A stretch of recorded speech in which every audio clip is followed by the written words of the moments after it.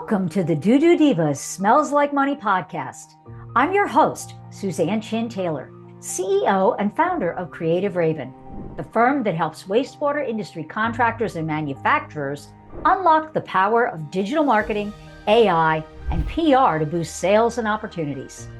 Whether it's through our online marketing and lead generation programs or providing a fully outsourced marketing department, we are passionate about helping businesses in the wastewater and civil infrastructure sectors not just survive, but thrive in today's digital world. Each episode, I'll be bringing you expert tips and strategies to help you grow and succeed. Let's dive in. Well, hello, everybody, and welcome to this week's episode of the Diva Smells Like Money podcast. Today, we are visiting with Steve Statema. Got it right this time, Steve. Yes, you did. He is the co-founder of So Safe Equipment and the inventor of the Power Lift. And so I think this is a really exciting tool. Wanted to bring it onto the show to have Steve talk about it because this is one of those things where necessity was the mother of invention. Mm-hmm. And I don't want to do a spoiler alert here, but I think that what came out of that, and actually it was kind of like a sad thing that created this invention being born, but now it is going to provide something that maybe can save others from something similar to what Steve went through that actually spurned. So no spoiler alert there. So thank you and welcome to the show, Steve.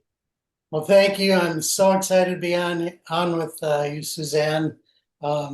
It's exciting times we live in, but there's so much technological advances happening right now, and we stepped right into it with the power lifter. So give us a little bit of background on you and then how this all came about, and then we'll do a deep dive into actually what the product does and its benefits and how it can help people. Sounds good. So I'll start with just being transparent. When I was younger, I thought I was indestructible. Don't we all?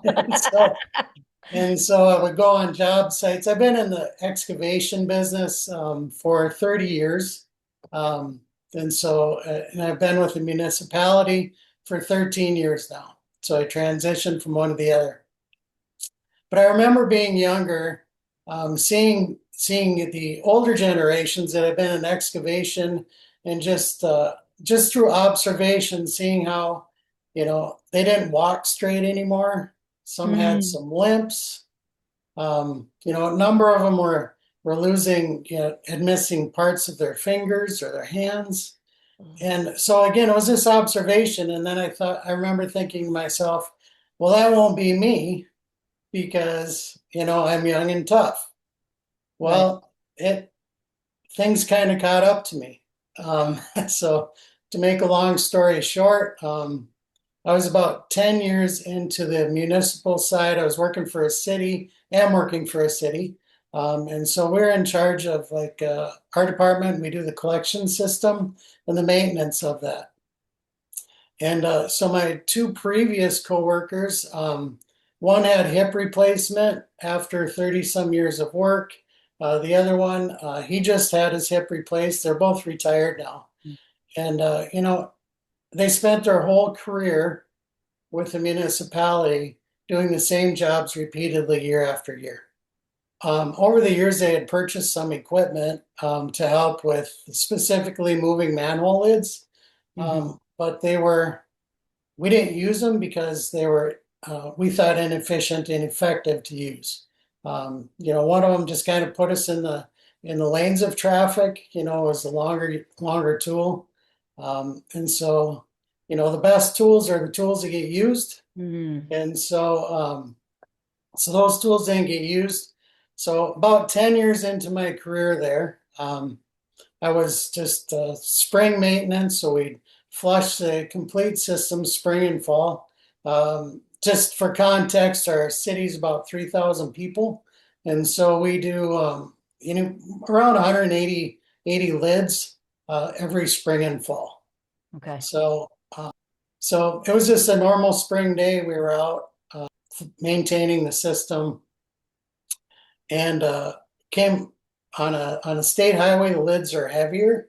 This specific lid, I could take you right to it. It's still there.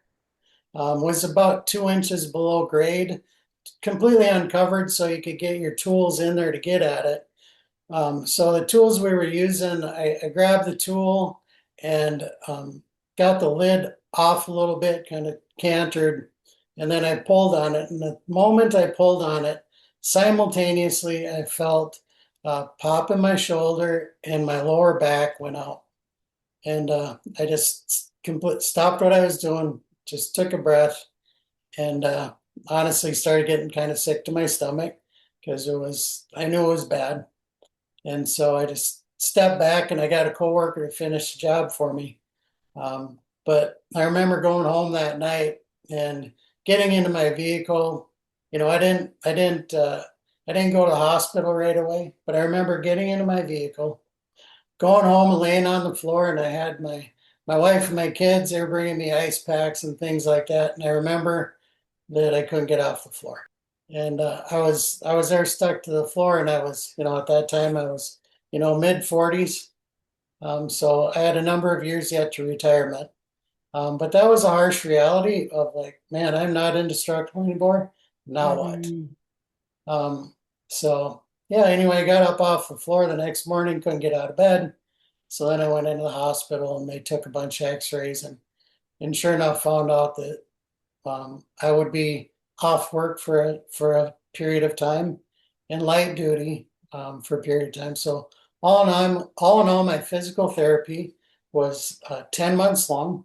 Wow. For 6 months, it was um, twice a day. Wow. So yeah, because they work on me just a little bit, and then I go back in the afternoon. And then after that, it was once a day, a week for 10 months until I was off light duty. So it was very significant. Mm. Um, and and again, it was just an eye opener for me because I thought, this would never happen to me Hmm. because I was in good shape. But as a result of that and being on light duty for so long, um, I lost an incredible amount of muscle mass. Right. So now it's like, okay, so spring, that happened in the spring, and I knew in the fall that we would have to do that again. And so Okay. at the same time, I was dealing with the reality of, not being able to do everything I needed to do at work, not being able to do everything I needed to do at home. But the reality of fall is coming, I need to do this again. And I'm scared. I'll just be honest with you. It's like, what if this happens again? How Mm. much worse will it be? Right. And so, yeah, so it was an eye opener. I found out that I wasn't indestructible. So, so yeah, that's my story. That's how all this started. Right. And so then knowing that and looking at the calendar going, okay, here comes this maintenance routine. We've got to have a way to do this where I'm not going to put myself at risk with these lids. So let's talk about the journey of this power lifter and how you began to develop it and actually, make it as a tool for yourself. And then I guess saying, okay, I need to introduce this to the market. Sure. Yeah. So the first thing we did is when I came to the realization we needed a better tool. Um, I work at an amazing city. We went to our public works director and I said, hey, you know what? Here's my situation. You know that I was just injured. Would you consider giving us an opportunity just to take stuff we have around the shop and throw something together to help move lids? And our boss had enough Hmm. foresight and he said, absolutely, that's a great idea. So we took a bunch of stuff we had from the shop and we kind of made this thing that worked, and it worked great. um, and it isn't our finished product, but I mean it was safe. We had our safety guy look at it. He's like, that's a great idea. um, so so yeah, we got it all together, and went out in the street, we used it, and the first time we used it, we called the boss and said, "Hey Scott, can you come out and take a look at this? Just want to see what you made, make sure you're good with it." And he came out and he took a video of it, and unbeknownst to us, he put it on a Facebook video, Wow. and it's like, well, it would have been good to know, in case, somebody's running from the law here, which we weren't, but um, but he put it on Facebook, and in a month it had 1 million views, and after 2.5 months it had over 2 million views. And and when I saw those numbers, it wasn't I wasn't really impressed with the viralness of it, though it was neat to see that. What really struck me was like, this is an issue. This went viral because this is affecting people. Right. And that's honestly that's the why I do what we do, is like this has had such a huge effect on the industry for, decades, centuries, you know. It's like there's got to be a better way. And that's what we came up with, because it was pretty clear, just from the archaic thing we built. It's like, yeah, there's definitely interest in this. So, what's the principle behind it and how it works in comparison to other tools that people are using right now? Sure. So a pretty common tool is like just a long bar. It's got, Right. a pick on one side and a flathead on the other. They'll use that as leverage, which, that definitely will move a lid. You still have to, manually pick it up and move it. Some will use a pick for like when they pick frost, when they break frost, they'll use one of those as a leverage tool. Where ours is different, ours is actually goes in a receiver hitch, any 2-inch receiver hitch. It's self-contained, so you use a power tool batteries, and it uses an electromagnet. So Okay. you literally put it in the receiver hitch of your pickup. So now you have your pickup in, your traffic lanes. So that's an extra barrier of protection for you. And so yeah, you just lower it down with again, I use power tool batteries, so use remote control. You lower it down, you turn on the magnet, it lifts up the lids, and you can actually swing the lid off to the side. And it Oh, literally can swing with these 2 fingers. You push it and it just turns right over. And so actually the most manual thing you do is turn the magnet on. So that's it. So, it sounds like such a simple design that it makes you wonder, so why didn't somebody come up with this sooner? Well, thank God you did. yeah. It's to your advantage, but it just seems like a simple premise. Now, obviously, that's for your cast iron, manhole lids. But I guess, I was speaking to somebody about this, and I said, well, what about in the case of composite? And they said, yeah, but the composite ones are so lightweight, you really don't have as much worry as you do with these cast iron, which brings me back to a point of something that you said earlier about state highway manholes, or their lids are heavier than standard streets. Yes. Why is Yeah. that? The lids weight is based off of the the traffic, the amount of traffic Oh, okay. volume. And so like if the heavier the trucks, the heavier the lids need to be, Got so it. lids don't break or actually Right. fall in the manhole. So Right. Wow. So let's talk a little bit about how, you shared with me how you're now using this. So you took this prototype that basically you built from spare parts in the shop, of yes. the city. So now how are you producing it, and what has changed in this now, what I would call the premises there, but the production model for anybody listening that might be interested in, oh man, I could use something like that. Sure. So our first one we built was about 100 pounds, Okay. so it was a lot of extra iron. Um, and so we actually went back to the drawing board, and one of my goals again was to make it so it'd be easy to take on and off a vehicle. So the products we're using now is a aluminum model, so it's actually less. It's about 50 pounds, the whole unit itself, which falls under OSHA requirements for team lifting. So it's a much lighter model, but still can handle the capacity of an iron model, pretty close to it. So it's yeah, again, we kind of went back to the drawing board. First we wanted to get it light. Second, we wanted to make it so it was user friendly. So again, anything with a 2-inch receiver can go into that. It uses the same lifter can use a Milwaukee or DeWalt battery. So we don't need to order one or the other type of lifter. It uses both. Again, the magnets, they're rated for 850 pounds, but a lid is not a flat surface, so we can lift about 400 pounds with them. So like the heavier lids in the state highways are about 200, can be a little bit more than that. So we made it so it actually folds down.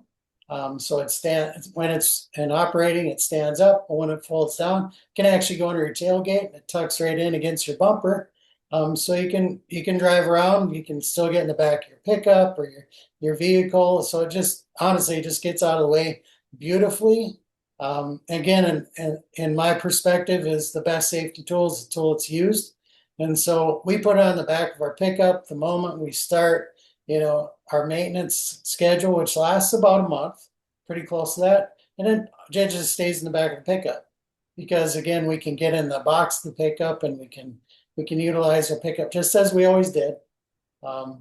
Yeah, so it's always there. And when it's there, we use it. And so what are we talking, price point wise for one of these types of units? Sure. So our price point right now is just shy of $5,000. So and in the scheme of things, I'll back up to where we started the conversation with my injury. My injury costed significantly more than that, not just financially, emotionally. I was a train wreck for a while because I was like, either I need to transition out of my position, which I didn't want to do because I love my job, or I needed to come up with a tool. So, and if you think about it, that price point is really not that big when you think about if you have someone on your crew that gets injured, that what that is going to cost you as an organization with your workers' claim, your payouts. Yes. Possibly getting cited for a safety violation. And then we know that makes insurance rates go up. Yes. Not to mention that now you're paying that person on leave with the workers' comp, and you have to find a way to replace them while they're out in recovery to still get the job done. Because the city needs to keep running, right? The collection system needs to keep running no matter what. And so I see that as, wow, it's hard to justify sometimes when people are looking at ROI. But if you think about it, it's a tool like this is almost like taking out an insurance policy, just like you would confined space, a gas meter, a harness, a tripod. It's just one more thing to keep the crew safe.